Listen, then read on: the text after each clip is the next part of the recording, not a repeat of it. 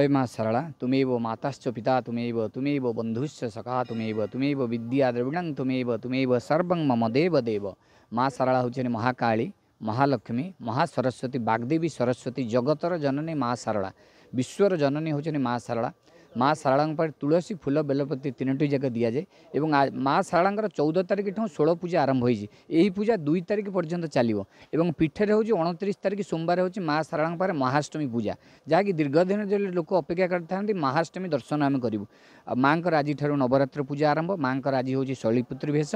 आ प्रत्येक दिन राति रे माँ सरला सुनावेश करा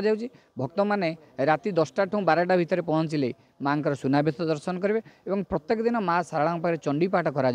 चंडीपाठ भितर भक्त मैंने दर्शन कले जो मैंने विभिन्न आरोग्य रोग भितर था विव्रत भितर था तेणुक माँ सरला पाक आसिले से सब दूर माँ सरला करती और ये 16 पूजार दर्शन कले माँ सरला समस्त मनस्कामना पूर्ण करती और माँ सरला मेन ये जो पूजा चली माँ सरला षष्ठी सप्तमी अष्टमी 3 दिन धरी माँ कालिका नाच करा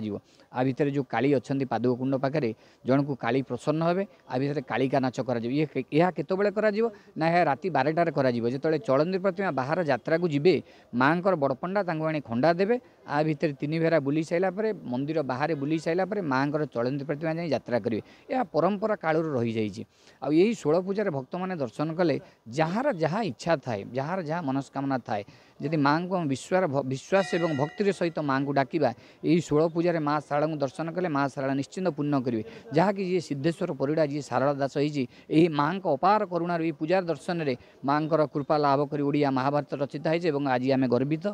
शारदा दास सकाते तेणुक माँ सरला समस्ते माँ सरला 16 पूजा आसी दर्शन करूँ और जार जहाँ मनोवांछा माँ सरला पूर्ण करूँ यह विश्ववासी नवरात्र पवित्र नवरात्र पूजार माँ सरला पाखे प्रार्थना। जय माँ सरला जय माँ सरला जय माँ सरला। आज तो नवरात्रि प्रथम दिन श्रावण सप्ताह चली माँ को दर्शन करने को आसु जेहेतु नवरात्रि आज प्रथम दिन माँ प्रथम बेश दर्शन करके बहुत खुशी लगे दर्शन भी भलरे है। नवरात्रि 9 दिन जाक माँ प्रत्येक गोटे गोटे सेवा आम करसुचु प्रति वर्ष नवरात्रि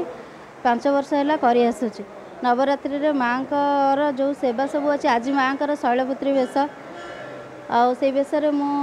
माँ पाखे गुआ बसैया आसी कारण 9 दिन जाक मु पूजा उपवास करके रुहे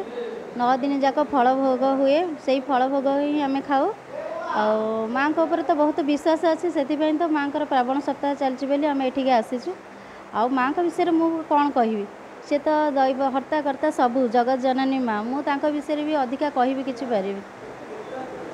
हाँ विश्वास तो बहुत अच्छी विश्वास न कले कौन सी तो जगत जननी सृष्टिकर्ता सी तो आमको सृष्टि कर विषय विश्वास रखू ना क्या विश्वास रखू दर्शन भलरे बहुत भलरे है माँ एबे भी सेवा चली तथापि सब सेवा पर भी आम एत भलरे दर्शन करूँ बोली आज के भाभी पार नथिलु। एक्चुअली